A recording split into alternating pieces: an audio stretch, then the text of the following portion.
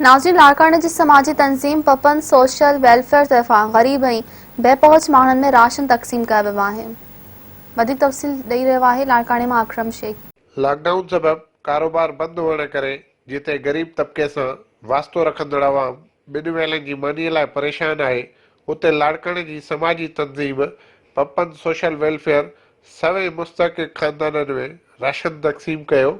हुसैनी महले में तक़रीब मुनक़द कई वई, जंहिं दौरान अॻुवाणनि ॻाल्हाईंदे चयो त को न को माण्हू इहो अलम मथे खणे त जेके असांजे माशरे में घटि प्रिविलेज माण्हू आहिनि, जिन खे ज़रूरतमंद माण्हू आहिनि, उन्हनि सभिनी लाइ कुझु न कुझु कनि। अदो पपन सूमरो मां सम्झां थो त अहिड़ो हिकिड़ो माण्हू आहे जंहिं अहिड़े माशरे में इन शइ जी ज़रूरत खे महसूसु कयो ऐं महसूसु करण खां पोइ इहो झंडो खयों बि। अहिड़नि माण्हुनि खे अप्रिशिएट करणु खपे, अहिड़नि माण्हुनि खे अञा वधीक इनकरेज करणु खपे। जो प्रोग्राम मुनक़द कयो वियो आहे, उनमें मूंखे इनवाइट कयो वियो जी, या ख़ुशनसीबी आहे ऐं इहो मां ज़रूरु मैसेज ॾींदमि त तव्हां मुंहिंजा जेके बि सपोर्टर्स आहिनि, तव्हां बि अहिड़ा प्रोग्राम्स जेको आहे सो अटेंड कयो, वञो ऐं पंहिंजे जेके तव्हांजे पाड़े जा जेके सिंध समूरी जा जेके मुफ़लिस माण्हू आहिनि, तव्हां उन्हनि जी मदद कयो। पपन सुमरे के मां सुञाणा त निहायत ई नेक दिल इंसान आहे ऐं मां गुज़ारिश कंदुमि मुख़ैर हज़रात खे त उन्हनि जी सपोर्ट कनि।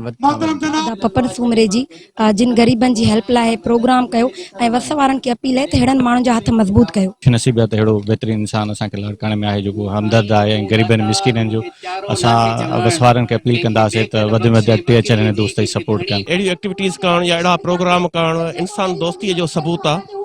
ऐं पपन सुमरे साहिब जी ख़िदमतूं आहिनि। हींअर त हुनजो प्लेटफॉर्म लाड़काणो न पर सॼी सिंध लेवल ते फैलिजी चुको आहे। ग़रीबनि ताईं वञे थो पियो, बीमारनि ॾे वञे थो, मुफ़लिसनि ॾे वञे थो, बेवाउनि औरतुनि खे। हिते बि तव्हां ॾिसो रुॻो बेवा औरतुनि जो अंग तमामु घणो आहे, जिन में ईद जे मौक़े ते इहे शयूं ऐं राशन डिस्ट्रीब्यूट थिए। पपन सोशल वेलफेयर लाड़काणो सां कंहिं बि गवर्नमेंट ताउन न कंदी आहे। अल्लाह वारा ताउन कंदा आहिनि, लाड़काणे वासी ताउन कंदा आहिनि, लाड़काणे खां ॿियनि शहरनि जा दोस्त ताउन कंदा आहिनि, मुल्क खां ॿाहिरि दोस्त जेके उहे ताउन कंदा आहिनि। अल्लाह जी मदद सां तमामु वॾी ख़िदमत थी आहे। मां 5000 ग़रीबनि में राशन ॾेई चुको आहियां, 500 खां मथे ग़रीबनि में नलका हणे चुको आहियां ऐं तक़रीबन 10 ॼणनि खे ॾाज ॾेई चुको आहियां, 100 यतीमनि जो तौर कराए चुको आहियां ऐं अल्लाह जी मदद सां तक़रीबन 8-10 ग़रीबनि जी जॻहियूं ठाराए चुको आहियां। पपन सोशल वेलफेयर हिकिड़ो तमामु बहितरीनु इदारो जेको आहे सो मुनक़द कयो आहे।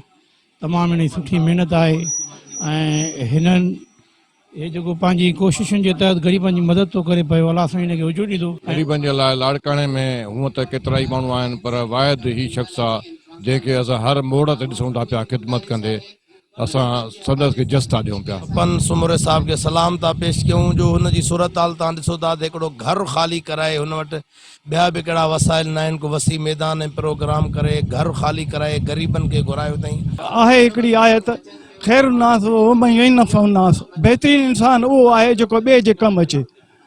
इन खां वधीक ॿी का ॻाल्हि ई न आहे इंसानियत लाइ त असां कंहिं ॿिए जे माण्हूअ जे कमु अचूं। जेको कमु सिंध हुकूमत न करे सघी, उहो कमु समाजी तंज़ीम पपन सोशल वेलफेयर मुखीर माण्हुनि जी मदद सां लाॻीतो 1 साल खां तक़रीबन 9 करोड़नि खां वधीक जो राशन मुस्तक़िल ख़ानदाननि ताईं पहुचायो आहे।